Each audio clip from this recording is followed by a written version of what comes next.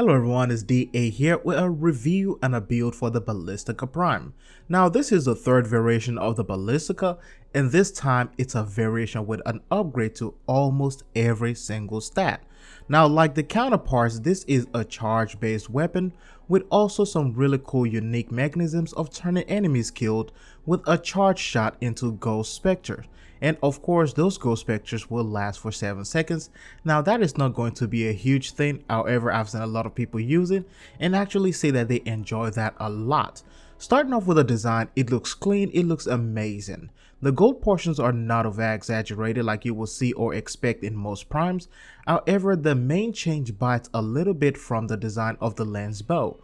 The tip of the bow looks a little bit closer and much similar to something of the same origin when it comes to comparing both. However, because this is the prime variant, is much better, it's much powerful, that can be overlooked really quickly. The weapon is primarily puncture based with a little difference of slash damage. It has 20% critical chance and also 20% status chance. This is not only just a good thing, but it makes it not just highly powerful but also very viable for both status and also critical builds. Now the downside to this is going to be the ammo economy and also the noise on the bow. A charged shot will still consume 4 ammo per shot, so I will just advise you to ignore that, or trying to create a force ghost, I will say just let go on that one. However, I will also say that a charged shot also deals about twice the damage of a regular shot, so if you have a really tough enemy that is not trying to go down, you can actually go ahead and use that consecutively. Now after examining the advantages and disadvantages of this weapon, my build will be focusing on crits and status as they are the positive side, and also improving the projectile speed, which in this case is the downside. This build will require about 2 formats for you to really push it to its limits. Now I will say I use both critical mods for chance and also for damage. I added multi-shot to increase the damage count as we have seen in a lot of builds, and then I used lethal momentum to increase and accelerate the projectile speed.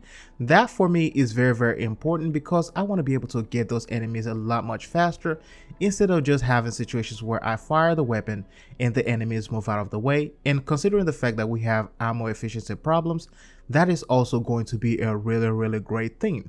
Now when it comes to elemental damage, I will also advise you to go for either corrosive or a gas damage. Every other element will also work, but the potential will be limited, as you can see. And you can see based on the stats of this weapon, it has a low impact damage, and some of this will not be working well as long as you're not able to get the status to a 100%. Against a level 125 enemy, it held its own as far as dealing damage, but you might have to put in a couple of more shots to actually take them down, and also worry about ammo efficiency and ammo capacity as well. To compensate for this, I will say get a carrier with the preset mod for ammo, and also get a frame that can shred armor.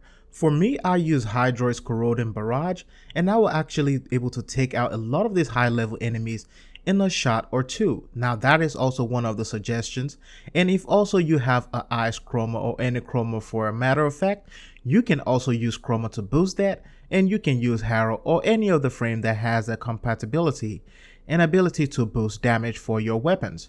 And I will also say that if you have a Riven mod that has a much better stats, you can also substitute that as well, because of course you can kill 2 birds with 1 stone when it comes to a lot of these Riven mods. So far I've been able to use this build effectively and also successfully against a whole lot of high level enemies and a whole lot of high level content. Now if you like this video, if you find it informative, or if you actually find this useful for you and for your builds, feel free to leave a thumbs up and also subscribe to the channel for more. As always, it is DA signing out. I'll see you all in the next one.